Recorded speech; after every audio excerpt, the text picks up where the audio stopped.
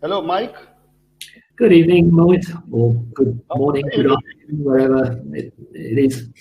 Yeah, it is good afternoon for people from Europe, and it's good evening for us. How are you doing, Mike? Good to see you, my friend. Yeah, I am doing well. Great. Welcome, ladies and gentlemen.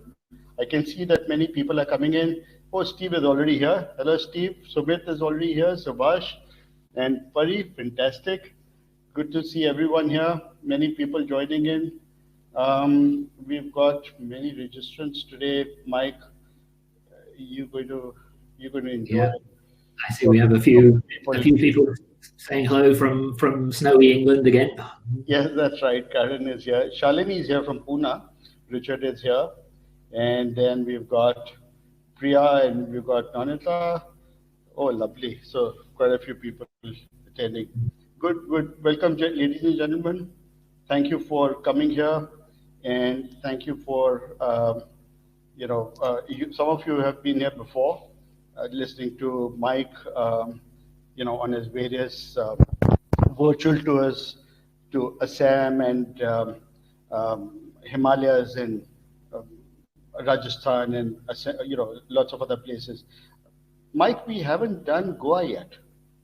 No, we should do Goa because that's one of Yeah, my favourite birding this is places as well. exactly this is beach time. We got to be Hmm. in Goa. We got to be Yeah, physically in Goa actually.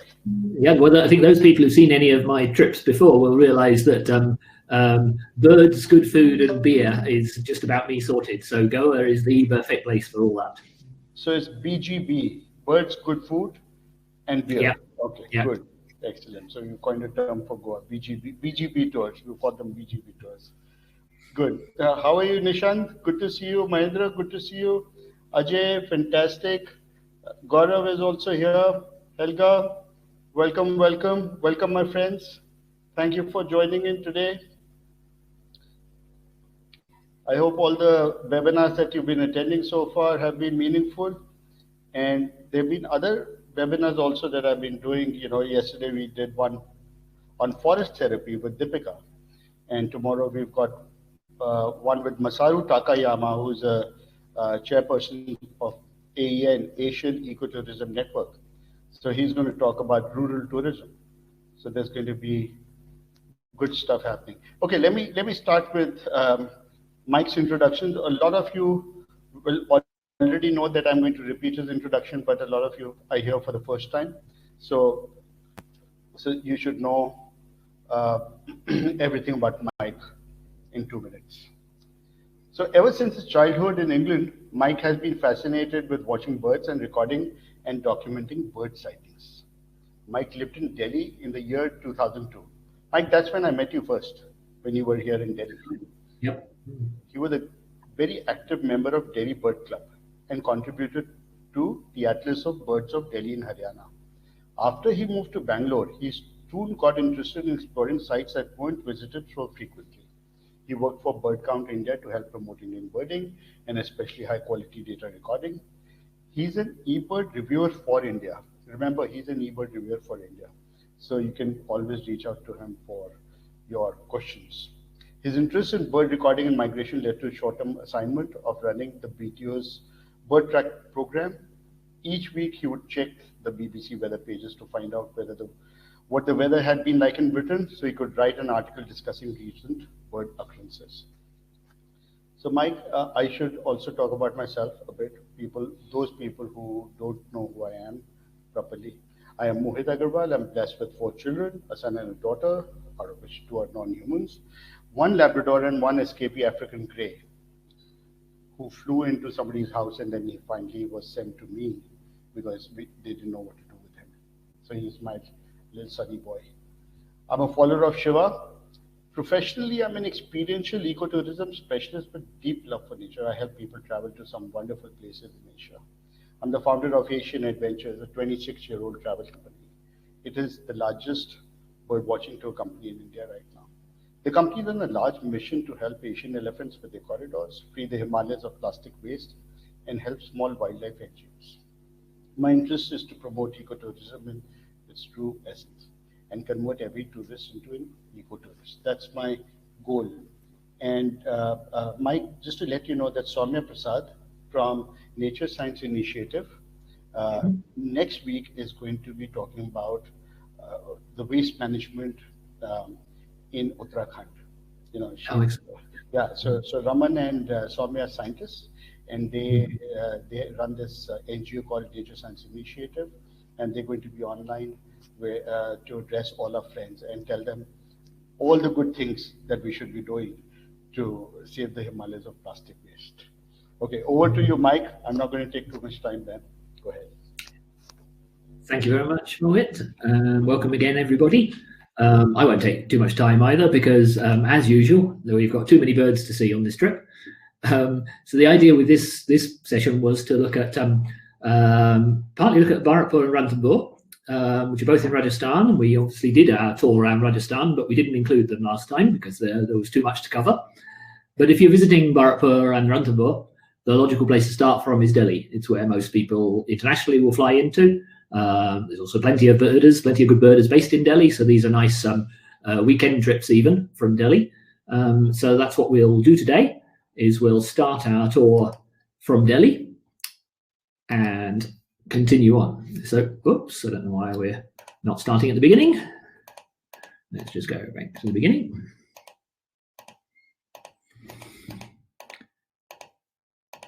Okay, here we are. Right. Okay, so where we are, we're in Delhi in the top of the map, obviously. Now, Delhi actually has some fantastic birding. So we'll stop at a few places in around Delhi first before we head southwest into Rajasthan, down to Ranthambore, which many of you will know and will have visited, across to Bharatpur, which I expect everybody will know, and probably, again, a lot of people have visited. And then this is the Chambal, which is a rather nice area into Uttar Pradesh. So we're going from Delhi through Haryana, Rajasthan, Uttar Pradesh on this trip. So Delhi, the capital of India, it's actually one of the birdiest cities in the world as well. It's often quoted that it's second only to Nairobi in terms of capital cities with the most bird life. Now, it depends how you define Delhi. If you take the national capital region, which includes some surrounding districts, there's probably something like 450 or so species that have been recorded in Delhi. And it's pretty amazing. There's some fantastic birding you can have right on the edge of the city, which we'll come to in a minute. Delhi itself, of course, is well worth a look around, especially if you're interested in feral pigeons. I'm not sure that this slides in to show feral pigeons necessarily, but this is India Gate. It's a World War I war memorial to the Indian soldiers who were fighting in the British Indian Army. Lodi Gardens in Delhi is a really nice park, which is a great place for getting used to some of the common birds. So things like coppersmiths and brown-headed barbets and Indian grey hornbills. And like much of Delhi, it's just dotted with interesting archaeological buildings from several hundred years ago. It's quite amazing just to wander around. And the Red Fort is another of Delhi's major sites. There was a palace of the Mughal emperors from the 17th century, and it was designed, or the architect was the same person who later designed the Taj Mahal. So this is where, if you watch the TV in the middle of August on Independence Day, you see the Indian Prime Minister raise the flag and deliver his speech. Old Delhi is well worth an explore around the crowded lanes of Old Delhi. Doing a rickshaw ride, cycle rickshaw, is a fun way to do it. And of course, the other thing you have to do if you travel around Old Delhi is enjoy some of the street food. A great experience, worth a couple of days in Delhi before you start your birding properly. But anyway, if it's just birds you're into, one obvious place to get started is the Okhla Bird Sanctuary. And I went there first when I moved to Delhi in year 2002. Spent a lot of time going there. It's right on the edge of Delhi, along the Yamuna River, and it really is fantastic birding to think you're right on the edge of the city. Thanks to Salil or Gaurav, I'm not sure who wrote this, but I never knew that it was officially called the Shahid Chanda Shekhar Azad Sanctuary, even though I've been there probably 100 times. He was an Indian revolutionary. So anyway, it's a nice wetland area, and for those people who are visiting India on a birding tour, is actually a must-visit site, because there's a few birds here that you really can't see anywhere else. In particular, the ones listed at the bottom, striated grassbird is quite common here. White-tailed stonechat I'll mention a little bit later again, but the real specialist of these sort of rivers with reeds and typha beds, vegetation beside the river. Yellow-bedded prinia, striated babbler. So those 4 species, if you do your classic birding around North India, you really struggle to see. So the Yamuna and Okla Bird Sanctuary is well worth a visit. And that's a sort of typical view of the wetland from the east side. So you're in the Uttar Pradesh side, looking over the Yamuna River to Delhi in the background. It's big flocks of birds in the winter, a big flock of gulls. These are mostly brown-headed gulls.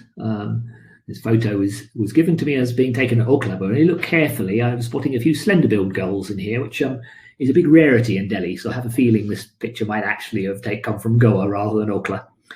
But brown-headed are very common in the winter, black-headed as well, which there's a few in this image.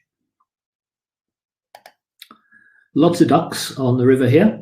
Can get quite large numbers of tufted duck and ferruginous duck, which is shown here. And nicely, there's an out-of-focus common pochard in the background. So the 3 regular wintering diving ducks. Glossy ibis, common in big flocks here. And this is a good place to get used to some of the common birds. So coppersmith barbet, which you'll see in lots of places, and here as well. It's named after its calls. It sounds like the sound of a hammer on metal. And the other barbet that's common here is a brown-headed barbet. Common here and throughout quite a lot of peninsular India, but not where I am. Down in the south and in the Western Ghats, it's mostly replaced by white-cheeked barbet, the endemic bird we have down here. Black kites are extremely common in Delhi. The resident population gets supplemented in the winter by vast numbers of black-eared kites, which is the migratory subspecies lineatus, of which these ones are. But it's very interesting that you can see one place in Delhi, if you ever go there, there's an enormous rubbish tip at Ghaziapur, which gets thousands and thousands of kites. Anyway, a couple of years ago, there were some birds that were tagged with GPS tags there to see where exactly they were going. And only last year, they discovered exactly where these birds go. And it's really been fascinating that they're taking a route. They're going to breeding areas in sort of Russia, Mongolia, Kazakhstan, the border of those 3 countries. And to get there, they're going across the Himalayas. So they were actually tracked on most of the birds on a fairly similar route. And they crossed the Himalayas near K2, the Karakoram of the Himalayas. And when they tracked them, they found that they were very frequently traveling long distances at altitudes of about 3,500 meters and even going up to 6,500 meters. So ridiculously high they were going through the Himalayas. And it shows the importance actually of this route. This is part of the Central Asian flyway, if you've heard about the migratory flyways. Interestingly, that's not actually the direct route. So they've actually headed west a bit, but they've not done that to avoid mountains by the sound of it. So it sounds like what they've done is they've headed west a little bit to catch prevailing winds better. So they get wind assistance on their journeys further north. And in the autumn, their route was very similar on their way back. Again, some of the common birds you can get used to around here. Shikra is the common raptor in a lot of India, common accipiter. It's one of the nice things about Okla Sanctuary now is they've built these little footbridges, because this gets very flooded, obviously, in the winter, in the monsoons. So you can actually go out into these beds of these sort of elephant grass and thick vegetation here, which is where some of the special birds are. Birds such as the red Avadavat, really stunning bird. They're in this bright red plumage in their breeding season, which is, well, they come into this plumage around about now, actually, but then they breed in the monsoon. And a few nice wintering birds you find around here. Blue throats are quite common here in a lot of North India. Common rose finch is a little bit of a scarcer migrant. They do breed in the Himalayas in India.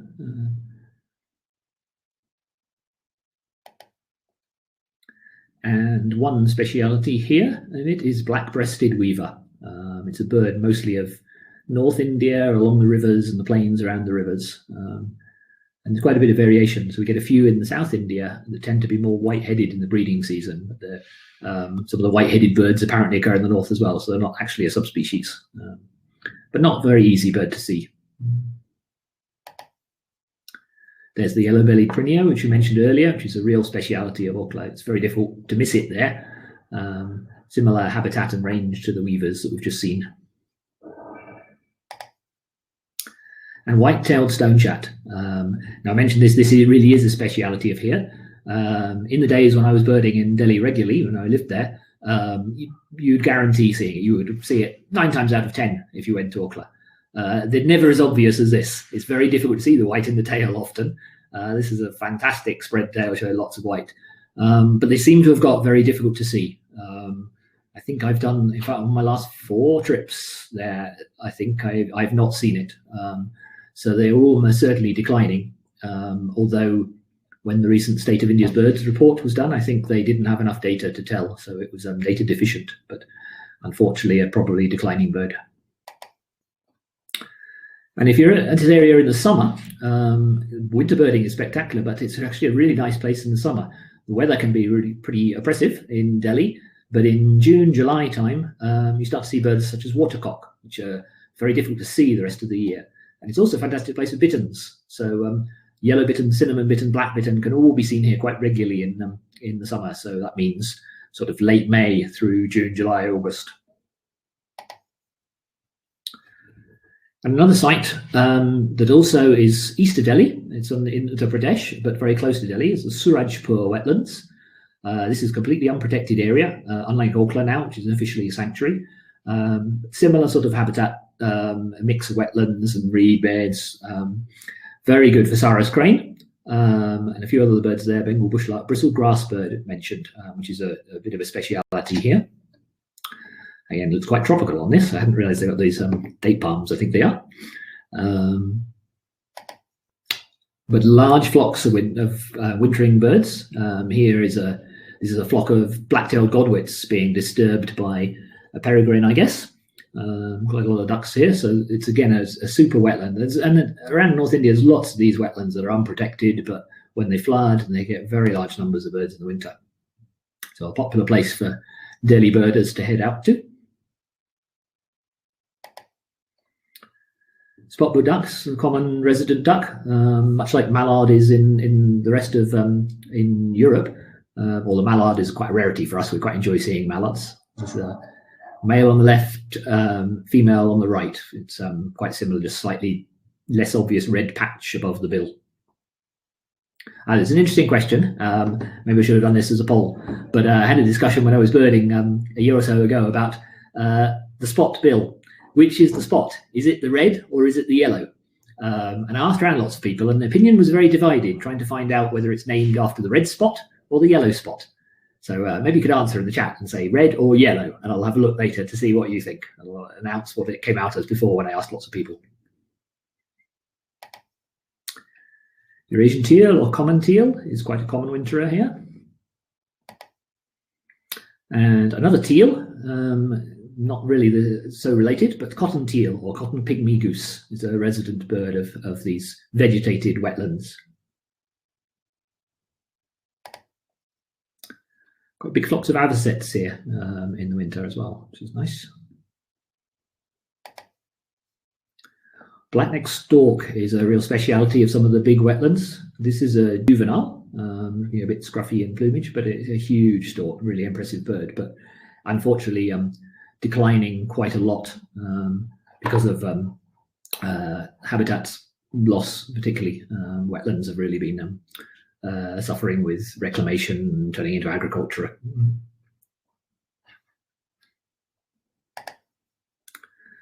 Bengal bushlark is resident here, not always easy to see, but quite a greyish bushlark. This is just a North India and Northeast India. And rosy pipit is a nice one to find in the winters here. You see they're quite heavily streaked, but this sort of lovely green or olive tinge they have in the wing. And then as in late spring, before they move back, you start to get some with a nice pinkish flush on the breast. And if you're here in summer, painted snipe is one of the birds that you can see. You can see them in the winter, but again, they're quite skulking, difficult to see, but they breed here. And this is a male, which, unlike most birds, but similar to some other families, like phalaropes, for example, the male is actually much duller than the female. And it's the male who incubates and brings up the young with painted snipes. And this is the bristled grass bird. So this is one bird, if you're coming to Delhi in sort of July and August time, Surajpur is one of the best places there is to see this bird anywhere. It's a little bit of a mystery because it's pretty scarce. It's not really known where they go. They're not very visible for most of the year. There are summer visitors to this sort of area, and they do perch up and do a little song flight. So then they can be fairly obvious. It's probably talking in July, August, September time. But then the rest of the year, they more or less disappear. Not seen in this area. Thought they mostly winter in sort of central India, eastern India, places that are not very heavily birded, and it's a bird that then skulks in the grassland and isn't very obvious to see. So there are very few records. A few records get dotted around elsewhere in the country, but a very difficult bird to see. So Surajpur in August is about as good as you can get. And then you start to leave Delhi, but not very far. Sultanpur is southwest of Delhi in Haryana. It's a well-known national park. It's a really small wetland reserve, but can have some fantastic birding.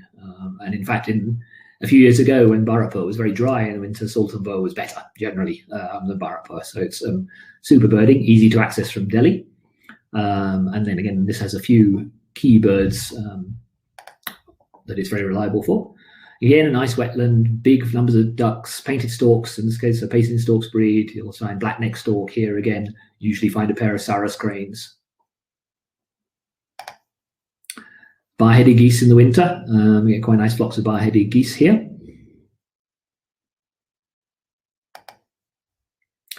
And knob-billed duck, which you'll find people referring to as comb duck. It was split a few years ago. So comb duck is the predominantly South American species, and knob-billed duck is what we get in India, still often referred to as comb duck. But knob-billed duck is a fairly appropriate name, I think you'd agree, by looking at this.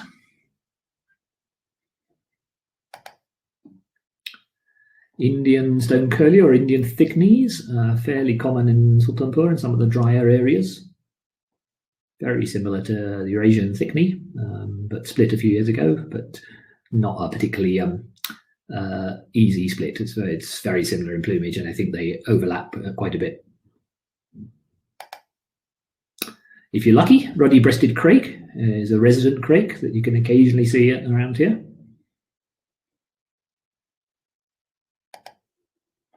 Black Franklin is fairly common here.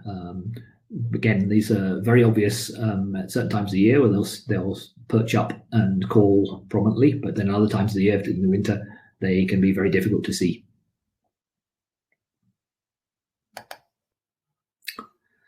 Red-necked falcon. The Sultanpur area is quite good for this bird, which occurs throughout India in dry areas, but it's one bird that I always have difficulty knowing where to go to see. You see it in various different places, but you can never predict it. You go to the same place the next day, you don't find them somewhere else.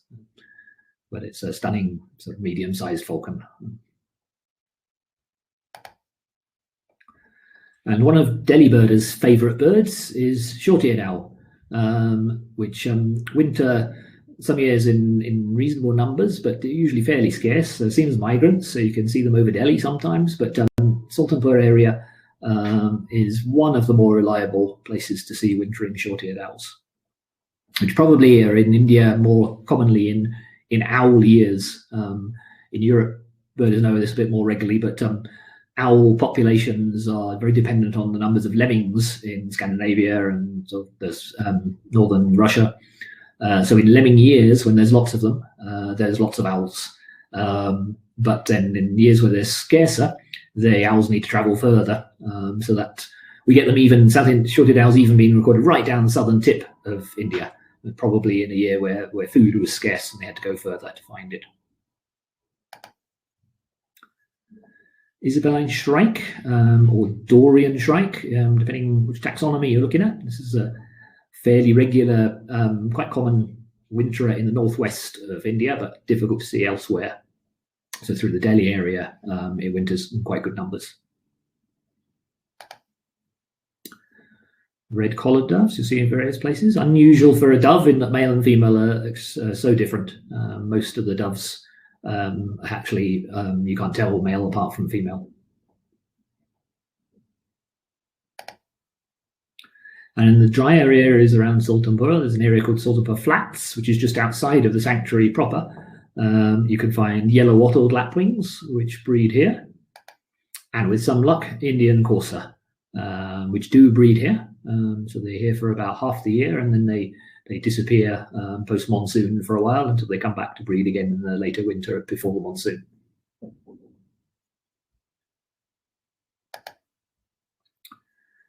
Barred button quail is a tough one to see, fairly common, but a lot of these birds, we talk about these places being best for birding in the wintertime, so November through to February, that sort of time. But a lot of these birds are much easier to see when they're breeding, and that's later, just before the monsoon for many species. So all the quails are actually far, far easier to see if you're ever around in sort of May, June, July, August, September time. And obviously we don't have so many foreign visitors, but during lockdown, I've been seeing so many barred button quails everywhere because I've been out more locally in the time of year when they're calling and they're more visible. Like this one, rain quail. And this one, you could tell it has to have been taken in about August time because they're the most difficult birds to see at all at other times of year. But it's incredible how they stand up on the front claws almost, and they make a very prominent call. You can hear that a lot, but they're still very, very difficult to see. But Sultanpur, again, in like August sort of time, is quite good for rain quails. But a speciality here is sim sparrow. And this is quite recent. When I was living in Delhi, they weren't seen at all regularly. It's really quite nice, subtly nice sparrow, a bit smaller than a house sparrow.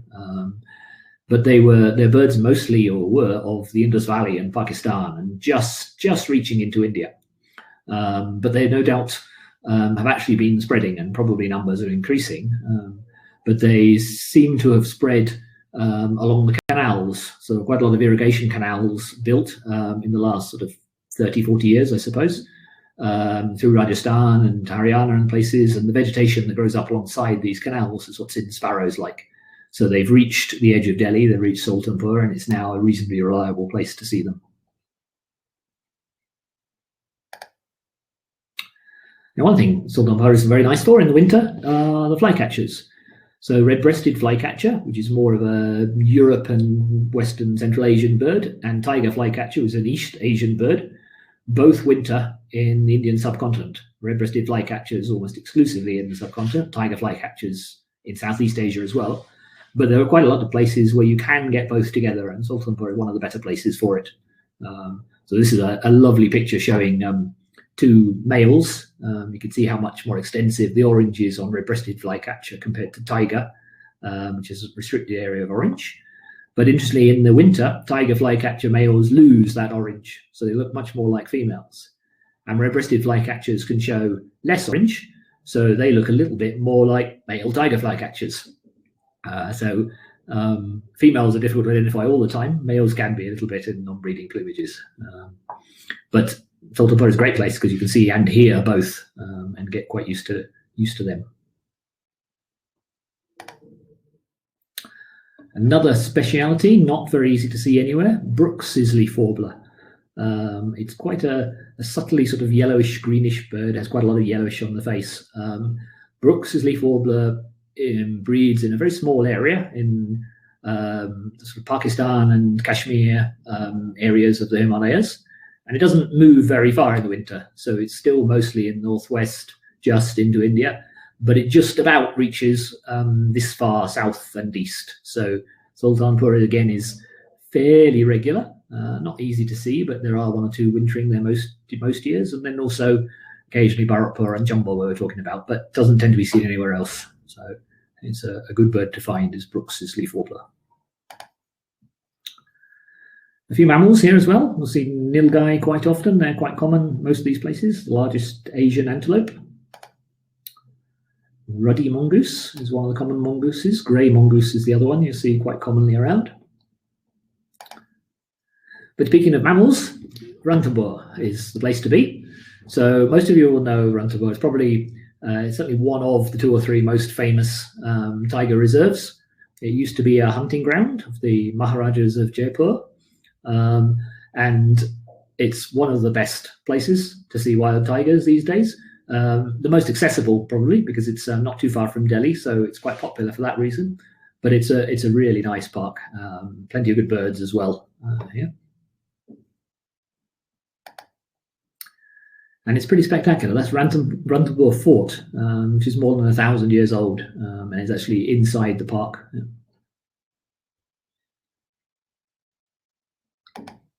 So the park is all this deciduous forest, generally quite dry. And you can go on really interesting jeep safaris. So you can do a jeep safari through the sanctuary, and various different areas of the sanctuary you're allowed to go on jeep safari. If you can't get a jeep because their numbers are restricted to prevent too much overcrowding, you can go in a canter, which are these big open buses that the forest department run, and are actually surprisingly good. They're very noisy, but you can surprisingly get quite close to wildlife, and they're nice and open, so viewing is really good. There's another view that you're looking for in Ranthambore, or the fort behind.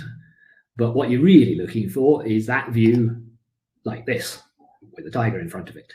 So this is actually almost taken from the same spot. I'm just going to go back so you can see that one. You can see the island with the ruins on the island. This is probably, there's a bit more vegetation, a bit more grass growing, but this is the same view at a different time of year. And tiger population in Ranthambore is reasonably good at the moment. I think reckon they have about 70 tigers, which is really a bit more than the park can carry in terms of its size and the prey base. So, but it's positive because their numbers had plummeted a lot a few years ago, mostly through poaching. But it does mean that tigers venture out of the sanctuary, so there are quite a lot of conflicts with local villagers.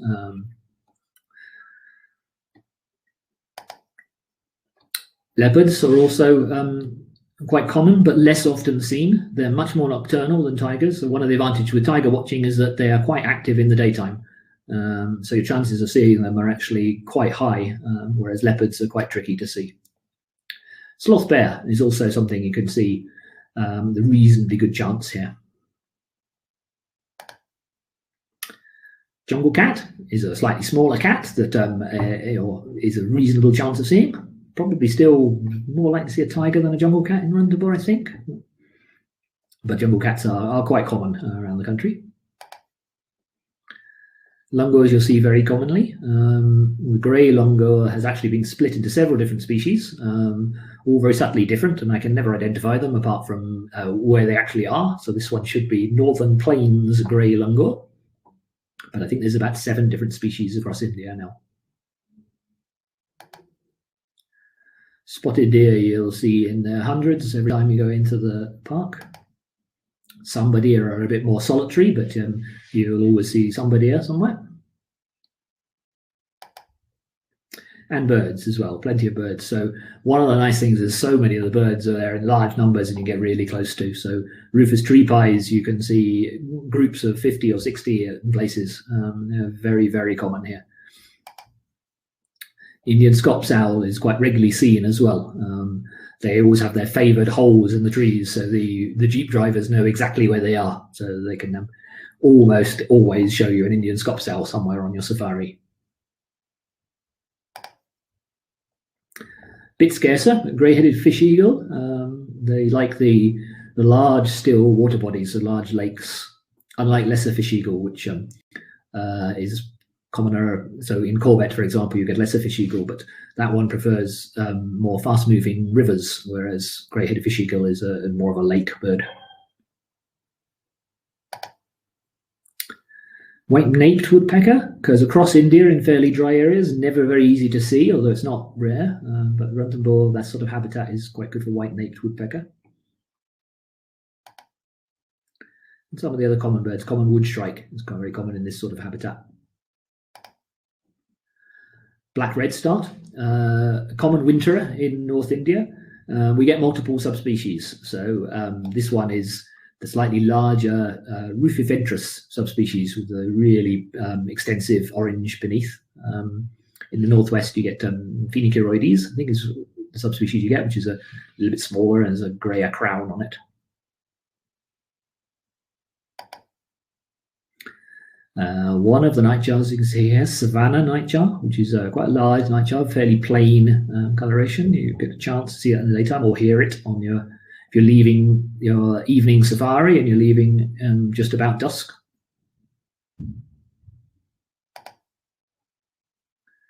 Dusky crag martins here on a crag, but in northwest India, this is a bird of forts. It loves the old forts, so you can guarantee that Ranthambore Fort will have plenty of dusky crag martins. And a speciality here, painted spurfowl, which if you can see at this well is a really intricately patterned bird. Spurfowls are quite skulking generally.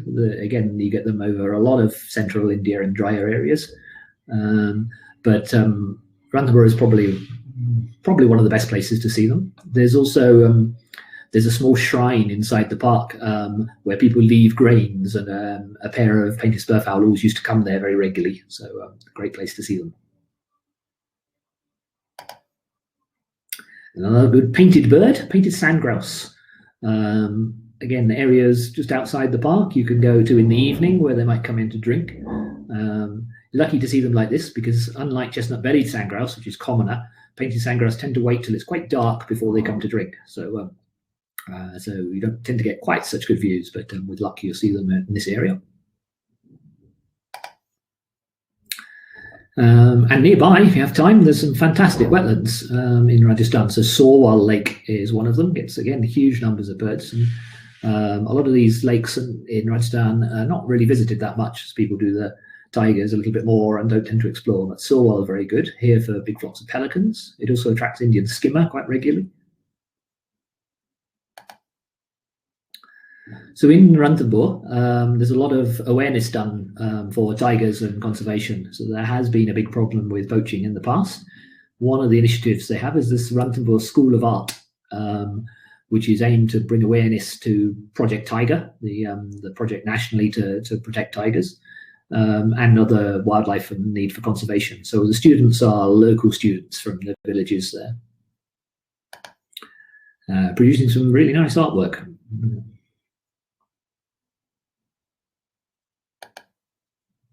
It's also a well-known area for handicrafts. Sawai Madhopur, the nearest town, is well known for its textiles and embroidery. And food, of course. Dal bati churma it's a dal with these quite hard wheat rolls.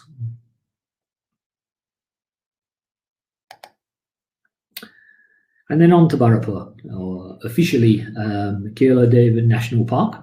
But most people would know this as Bharatpur. Now, I think probably everyone around the world knows Bharatpur.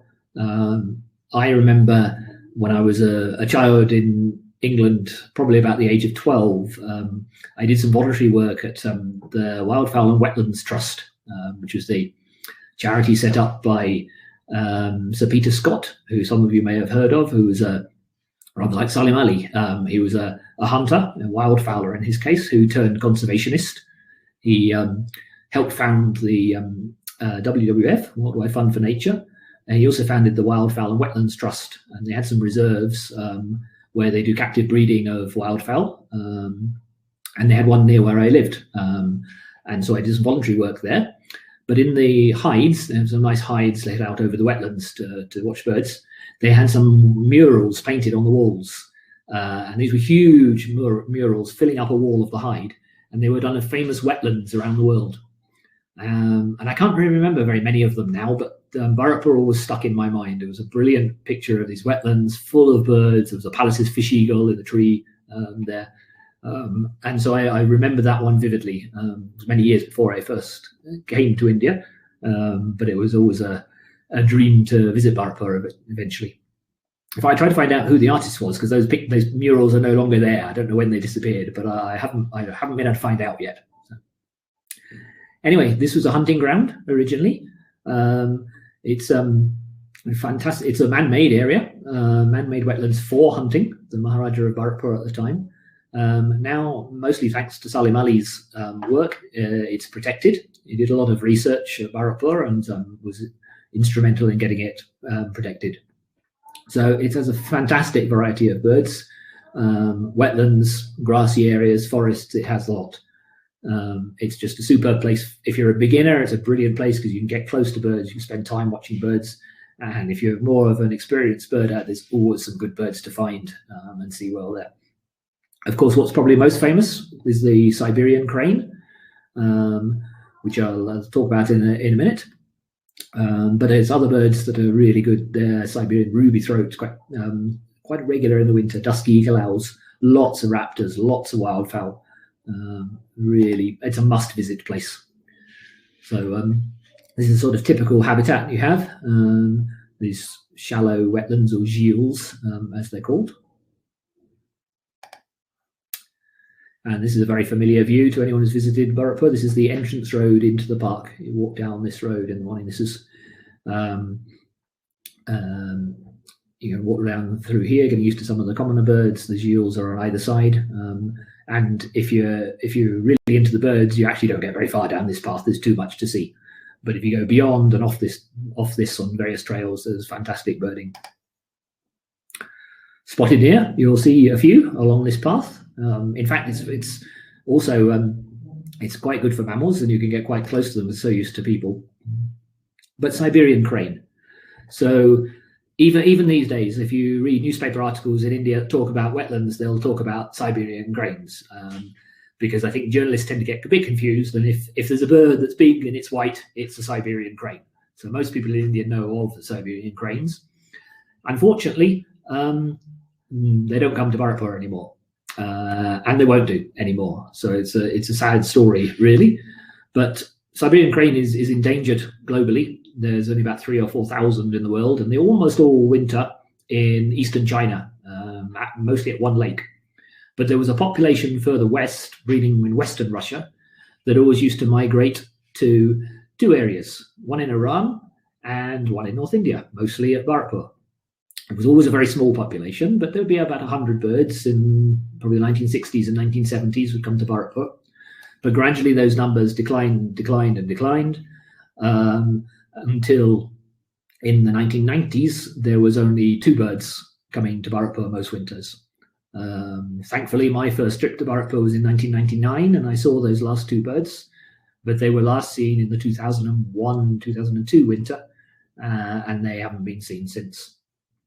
On the other wintry population, the ones in Iran, unfortunately, those also declined to the extent that now in Iran, each winter now they only have 1 bird. So the entire western population, as it's known, is only 1 bird now. Unfortunately, the bird in Iran, it's been coming back on its own for years now. They've named it Umid, which in Farsi means hope. But unfortunately, there really isn't any hope for the population. So mostly hunting is the reason why they're gone. I think the birds that migrated to India, especially, have come through Kazakhstan, Uzbekistan, Afghanistan, Pakistan, and the decline has been when the wars have been happening there to the biggest extent. So they were undoubtedly very majorly hunted. An unfortunate loss to India. Thankfully, there's another member of the crane you can see there quite easily, Sarus cranes. So Sarus cranes is the tallest flying bird in the world. And there are usually a few pairs in the Bharatpur area, but also the Delhi area generally is good for Sarus cranes. Surajpur that we talked about before. So India has about half the world population of Sarus cranes, and most of those are actually in Uttar Pradesh. But a really popular bird for Indians, particularly because it's revered for its fidelity. They pair for life. They do this elaborate dance, courtship dance. In fact, Mohit and I did a chat about Sarus cranes and Siberian cranes a few months ago on Instagram. We'll have to dig the link out to that so we can pass that around, because we chatted for a long time about Sarus and Sibes, including some of the history and Indian mythology of Sarus cranes. Painted storks breed in large numbers in Bharatpur. There's a colony of several hundred pairs. So there's always really close to the path as well, so you can watch the antics and hear the clattering of the bills of the adults. So it's a really nice sight. And lots and lots of wildfowl. So Gargani is actually not one of the commonest ducks there, because most of the Garganis pass through and winter further south in India, but all the other species winter there in large numbers. White-tailed lapwing is a really smart, fairly scarce winter visitor. Northwest India, you can see it in quite a few places, but it's not very widespread. The bitterns that I said you can see in Delhi quite easily in the summer, well, in Bharatpur you actually have a chance of seeing them in the winter a little bit more easily. They skulk. They're not very easy to see, but cinnamon, yellow, and black are all wintering at Bharatpur.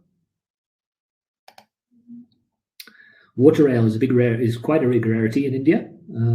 I've only seen 2 or 3, I think, in all my time. Bharatpur is one of the more reliable places, more familiar to European birders.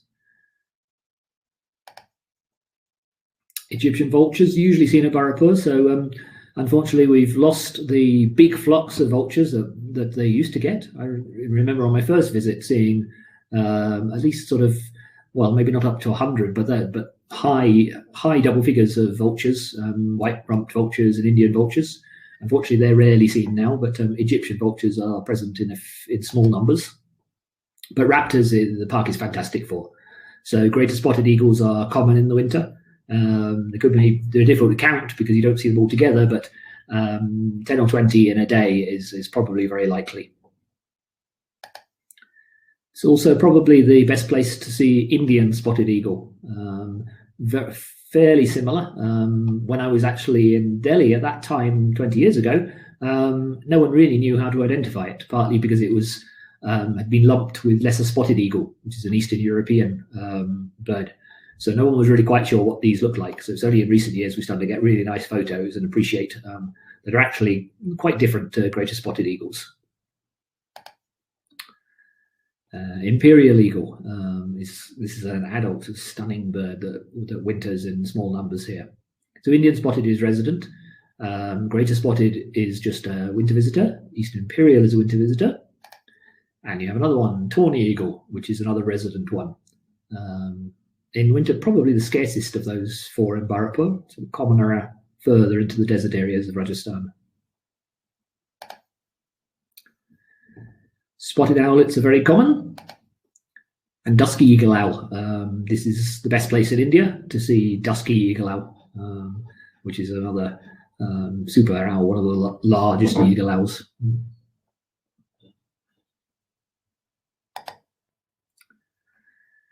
Tickle's thrush is a scarce bird here. There's a few wintering, but difficult to find, and usually not perched up openly here. They're hiding in the undergrowth in some of the forested areas, where you can also find nightjars roosting. So jungle nightjar, like this one, or large-tailed nightjar, but again, very difficult to find, unless you know the exact spots that they like.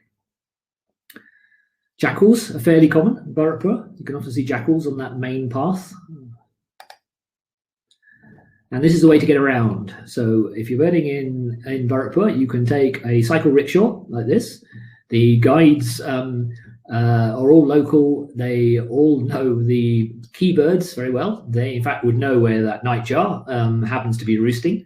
They know the main birds as well, or how to identify the main birds. So you can take a cycle rickshaw and hire that for a while, and then go down that main path, getting off where you want to. So it's brilliant for beginners as well, because the auto rickshaw drivers are, or the cycle rickshaw drivers, sorry, are quite knowledgeable. but it's great for experienced birders as well, particularly because you can leave your heavy tripods and cameras and telescopes in the cycle rickshaw, so you don't have to carry it all the time. But you can also cycle yourself. So hiring a bike is also a great way to get around. You can hire a bike, just get off where you want to, leave the bike, no one's going to take it, and then walk down one of the side trails for a while. Or just walk around on foot. So I think, in fact, the last time I went, I think I was there for 3 days. So I did first day with the cycle rickshaw. Second day, I walked around myself for the entire day from dawn till dusk. And the third day, I was a bit tired after doing that. So I hired a cycle and made it slightly easier on myself for the third day. Photography opportunities are fantastic here because some of the birds are so used to you. In fact, you can guarantee that it's impossible to visit Burraparra and not come away with a good picture of an oriental darter. Something like this. Or even this. You can see how obliging they are. This is Pramod on my last trip there just before Christmas with his phone. Burraparra has a lot of historical sites as well. Just one I'm mentioning here because there's too many birds to go through as well. But Deeg Palace, which is a really fascinating architecture and full of lots of small mansions and nice gardens. And apparently, I was told it has 900 fountains, but I bet they don't work. Near Burraparra, one site nearby that's worth a visit, Bunbareta, which is the dam and a large open water body. Again, some fantastic birding here, some drier areas outside, so slightly different species. This is Bunbareta, so a good place for great crested grebes and some of the diving ducks, which you don't get so many at Burraparra, so something like red crested potsherds in very large numbers here. On the way, one place to stop is Bayana. So these cliffs here, this is us and lots of villagers and school kids who were supposed to be doing their online schooling, but seemed to be sneaking out to see what we were up to. But on these cliffs, you get Indian vultures. There's an Indian vulture on the left and a white-robbed vulture on the right. So there's one small colony that's still here and still hanging on, so it's always worth a look at. Brown crake is quite a good bird to see around Bunbareta. It likes drier areas, so unlike the ruddy-breasted we saw earlier or Balon's crake, you can find this in quite dry areas sometimes, as you can with chestnut-bellied sandgrouse and wheat ears. So wheat ears, desert, variable Isabellina are all regularly seen in this area. And with a bit of luck, some buntings, grey-necked bunting or white-capped bunting, or sometimes crested bunting, all in this habitat. And then if you head continuing east, out of Rajasthan, you reach Agra. So Agra, of course, is an extremely famous city. Even if you're the most hardcore birder, you still should visit the Taj Mahal. It really is a spectacular monument. 16th century, it was a marble building, but when you go close up, the decorations, the calligraphy and the motifs and things like engraved or done with stucco work on the outside. It's a really spectacular building. So, and it has had Indian skimmer on the river behind as well. So it is a must visit. This is the Red Fort in Agra, which used to be the main Mughal emperor's residence before they moved their capital to Delhi. And you can get around Agra in a little tonga, as we call them. It's a horse-drawn cart. And that'll take you shopping. You'll get accosted by people trying to sell you marble, which is extremely nice, extremely fine work. And if that's too much, have a break, have some peta. So this is a sweet from Agra, made from a white pumpkin.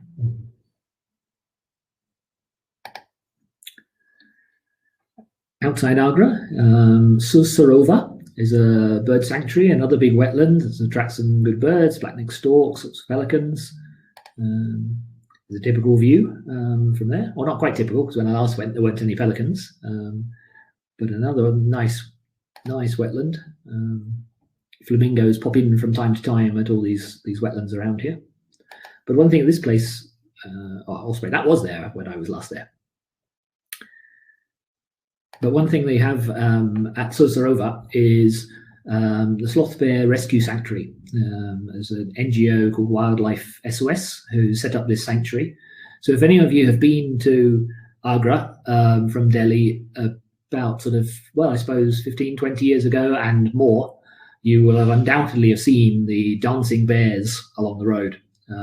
Bears were captured in large numbers and taught to dance, and it was extremely common. It'd be quite a distressing sight as you're driving between Delhi and Agra. You come across them many places. Thankfully, that practice has been completely stopped, and the bears were rescued, but the rescue centre still exists now because there's still quite a lot of poaching happens, partly for body parts, for supposedly medicinal reasons, and I think some bears are still trafficked out for dancing in Nepal, places where it's not being banned. But this is right inside the sanctuary, so it's actually well worth a look to see the sloth bears. And rock python, which is you'll find at Bharapur with a bit of luck. You can ask a rickshaw driver if he knows where they are. But Sosarova as well is good for pythons. And then on to Chambal. So the Chambal River. The Chambal River is supposedly one of the cleanest rivers in India. It's a spectacular habitat because it's a sort of a wide river in places, but surrounded by ravines. And this is sort of the actual river. This, whilst it might look like a penguin colony, is actually great cormorants. But in the background here, you see these ravines. It's from soft rocks that have been eroded by the wind and by the rain over many years. And these are what's known as badlands. So some of the incredible landscape that you have here. But this was well known. It's a notorious area in India for bandits, or dacoits, as we tend to call them here. And it really wasn't a very safe area. Some of the infamous dacoits of Bihar, this area.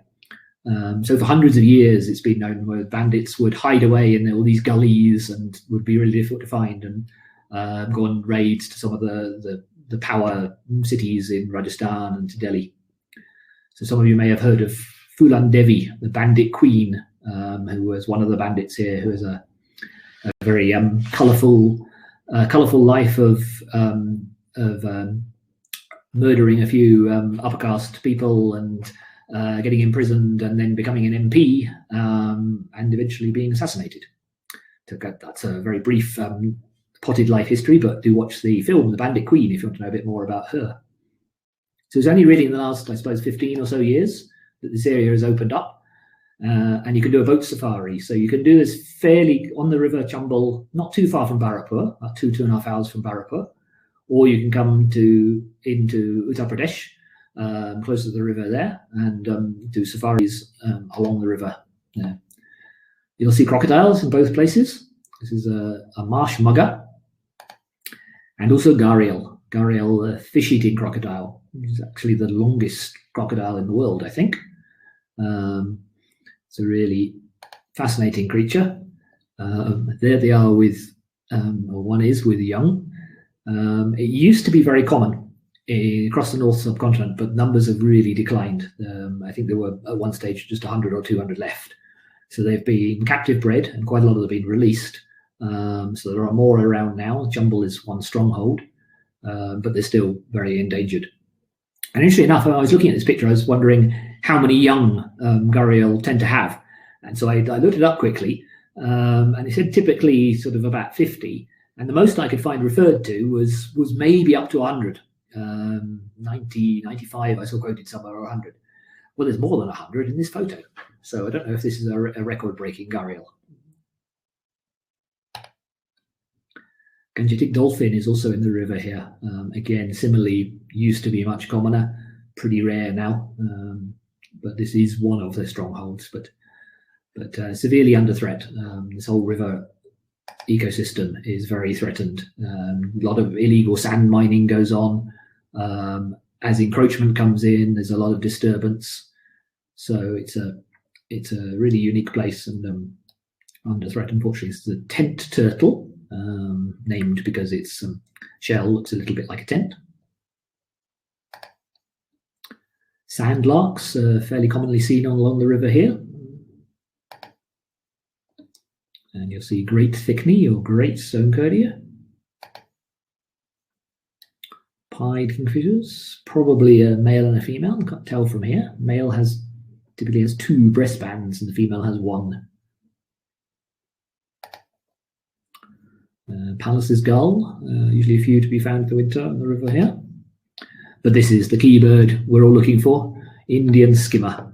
And Indian skimmers can be a bit tricky to find because they're very dependent on the water levels here. So there's lots of disturbance happening. So they breed on these inland rivers. But if the water level is too high, the sandbanks are covered. But also if the water level is too low and there's too much disturbance, then they're subject to predators. So dogs can come in quite regularly if they can just walk to the sandbanks and they're no longer islands. So it's scarce, it's becoming more endangered. It's not very easy to find because they will use a different bit of river if the river is not suitable here. But really stunning birds. And black-bellied tern is a similarly scarce bird, similar habitat, similar status to the skimmer really. They're also nesting on these sandy islands and very dependent on the right level of habitat and lack of disturbance. So if you do visit Chumble and you get a chance to stay a little bit longer, they have some of the most fantastic wetlands again. So big congregations of sarus cranes, and they're well worth exploring. So this area where these two were, I think, was one area where we saw about 35 or 40 sarus cranes together one evening when we were there in November.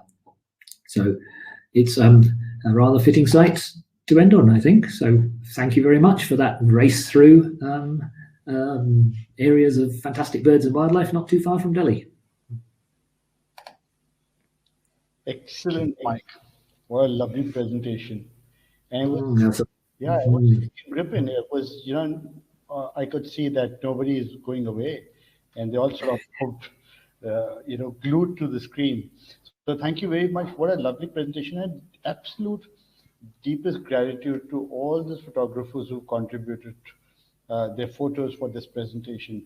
This made all the difference, Mike. And I'm sure you also enjoyed the sites, transport.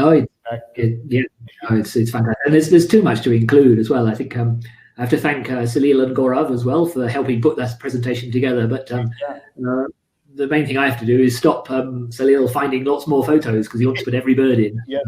Yes. But that's a big problem now. There's so much birds in these areas. That's right. Yeah.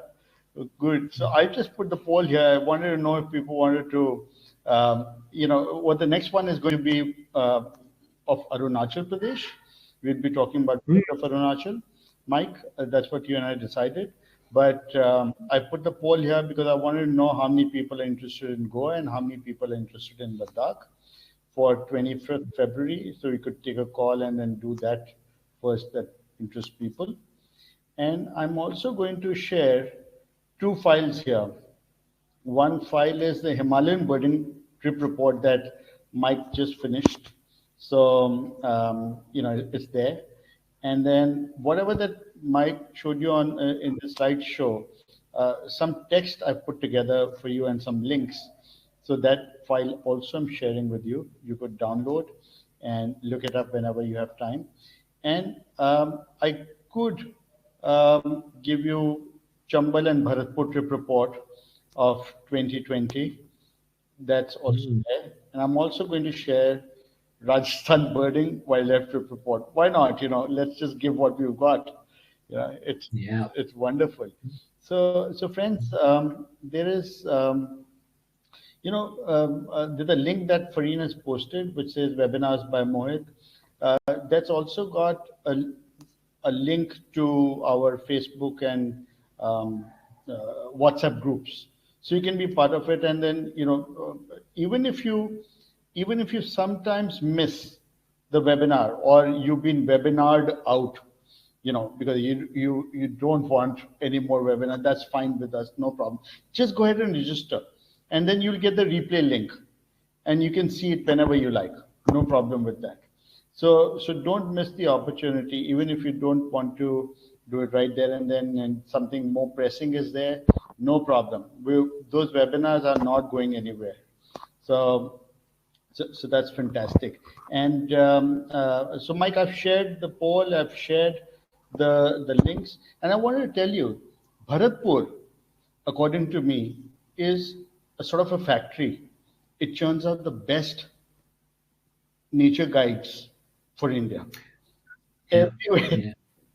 You go to any national park, you have naturalists from Bharatpur. And that's the beauty of it, right from the rickshaw puller to a person sitting on the desk selling you tickets, or you'd find a naturalist in Kanha National Park or anywhere else. And it's a factory that churns out conservation guides, conservationists, bird watching guides, tourist escorts, and it's such a brilliant place. So my best wishes to all the guides who belong to Bharatpur. Yeah. Absolutely, yeah. You keep meeting Bharatpur guides wherever you are in India. They seem to have moved out. They started. There's actually, I'm just looking through the chat. There was a very good question that Helen asked, which I should have covered really, actually, because it's something you hear so much. Is people say that, oh, Bharatpur is no longer worth visiting. It's no good these days, and you do hear that a lot from like people inside India as well as out. And it's a good one to address, I think, because Bharatpur undoubtedly in the past has been like one of the most spectacular places in the world to watch birds. So my mural, I remember, for example, had loads of birds, and there would have been times when there were tens of thousands of ducks. There were huge numbers of birds. The ducks would take off, or the birds would take off, and the sky would go black because of the numbers. And certainly you don't see those sort of numbers these days. There's also been the years where they've had major water problems, so the park has been very dry. There's quite a demand on water from neighbouring villages, so there's been issues with conflicts between, does the water go to the park, does the water go to the villages? So it's like most places, I think. Unfortunately, there aren't as many birds as there used to be, but Bharatpur these days, it's all relative, I think. It isn't that place that it was years ago, but it's still brilliant. The birding is always fantastic. So you might not be seeing tens of thousands of ducks in Bharatpur, but you're seeing thousands, and you're seeing a similar variety of birds to what you used to see. Again, maybe some of that is maybe not quite the same variety, but that when you say that, you're talking about if you're a serious birder, you went around Bharatpur years ago, you could probably in one day see not far short of 200 species, 180 species, 190 even inside the park. Well, now if you do that, you might have to settle for 150. It's just putting that in perspective. It's just always fantastic birding. Just maybe not the world-beating birding that it might have been a few years ago. So I always enjoy going back. Yeah. So Subhash is asking, what is the best time to see Indian skimmer? Not when I went there the last time, I can tell you that. I was there in November, and then the first ones were seen, I think, 2 days after we left. So I think probably the later in the winter. It depends on the area. You might know better than me, Mohit, but they move up and down the rivers, but a little bit later in the winter. So February onwards is slightly better. I mean, prior to the monsoon is very good if you can visit at that time, because when they're settling down to breed in places. But I think this sort of area of the Chambal, so either the Chambal near Bharatpur or into Pradesh, we saw here. I think the later you get through the winter, so through January and February, March, gets a little bit more reliable. They always, I mean, most people do see them on their trip, so you'd expect to see it. I was an occasional. Feb is good because when you go upstream towards Morena or towards Dholpur, that's the time to see skimmers there. And then as it sort of gets warmer, then you can see them downstream as well. So there are more islands which get created when the water dries up, and that sort of clears the breeding grounds for them. So Yeah. if you come sometime in March or April also to see the breeding colonies, then that's fine. But then that's not really the best birding time for people coming from overseas because they want to maximize everything else. So so if you want to see skimmers in winter, that's November, December, January, then I think Dholpur area works very well. Then after that, when you go into Uttar Pradesh, that's February, March, it gets even better that side. Mhm. Yeah. So I think he's asking. So, well, welcome, John. Nice to see you here. And we've got some other questions as well. Uh, Steve, Quite a few people saying, something. quite a few people saying they saw their first tiger in ranthambore. So did I. Many years ago. So, I missed the places. I saw my first ones there. so did I. I was in school then. I was, that was like almost more than 30 years ago. And then when I was working with Traffic India, my assignment was when Lynn Fernandez put the case and said there are no, the tigers are being poached, and that's when this entire hue and cry started about poaching. And I was posted in Ranthambore by Traffic India to do some fact finding. So that's when we found that what was going on, and there was a huge racket killing tigers there, and there were hardly any left. So it was a huge clampdown that time to on these poachers and the entire gang, and that's when we discovered the conduits and the routes. How the tiger bones were being were being sent to China and other places, and so traffic is all about finding illegal trade and the methods and things like that. So that's when Vivek and I and Ashok we worked in that organization. Yeah, so those were the different days, Mike. Yeah. Mike, so we are 12 minutes past our closing time. I don't have a problem staying on if people still want to sort of stay on and do a bit of chit chat. I have no problem. But if you think we should close, then we can say goodbye to everyone. Yeah, they can always chat separately. Not travelling anywhere in the next few days, so always happy to just chat about birds or chat about people about their potential next trip if you like. So yeah, so I've dropped my email in there. If you want to travel with Mike, Mike is here for a few more months, maybe or weeks. I don't know, but so you could, Mike, you could put a group together of 4 or 5 people, take them to Goa or North India or any of these places. So Mike has put his email ID down, friends. So if you're in India and you want to do a short tour or an exploratory tour, as Mike is very fond of going to places where something has been recorded somewhere but not established, then Mike will be very happy to do this sort of a thing. So these are all great tours that Mike can do with you.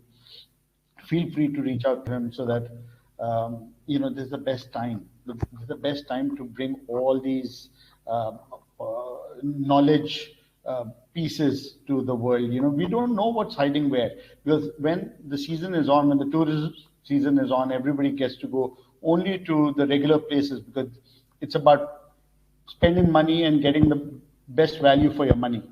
But these are the times when you can actually go and explore these areas. So I really think you should do that. I think it was one thing that fascinates me about birding in India is that there is so much we don't actually know about birds in India. Yeah. In particular, the status of some birds, where they go, what times of year they go. There's a few birds today I talked about when we were saying we don't really know where this goes in the winter. There's hardly any sightings. So I think those people who are watching us from the US or from most places in Europe got a pretty good understanding of all the birds that occur in their country, whereas a heck of a lot here we don't know, and particularly migration-wise.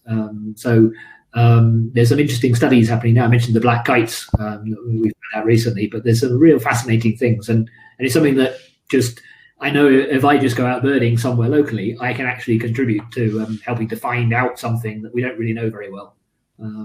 Not quite so easy to do that in snowy Kent, is it, Brian? So that's fantastic. Mike, the other thing is that I wanted to put a small group together. People who are interested, could contact me directly. This is for saving the white-winged duck that WTI has been working on. Wildlife Trust of India, I know that they still require funds. And it's not that you need to join the group because I'm asking you for funds.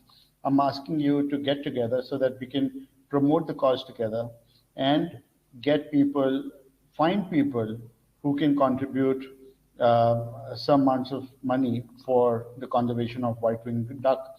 We need, even today, I was figuring out we need 8 lakhs, which is 800,000 rupees to finish this 9-month project. So 1 month is already over, 8 more months to go, friends. So if you've got any access to any money coming for conservation, we'd like to have. So in people who are here from England, that's about £10,000. People who are from the US, it's probably $11,000. And people who are coming from India, 20 people can get together and put in 50,000 rupees each, and then be done. So this is my appeal to the friends here. If they'd like to join the WhatsApp group, just to brainstorm how we can get this money in no time, please feel free to reach out to me. I'll put my number here: 9911020246, and this money will go directly into Wildlife Trust of India's account, and they'd be able to do things with that. And thank you, Nishant, for putting your article here, because it will tell the audience what is the plight, what's the status of this duck, yeah. Right, so that was it. Great. Thank you for being here, friends, and namaste, Shabbat khair, good night, and pranams. And join us for a trip to Arunachal this time next week. Absolutely. So Thursday, 7:30. Don't forget. Of course, you'll be bombarded with all those emailers that I keep sending. See you. Bye bye. Good night. Bye bye, everybody.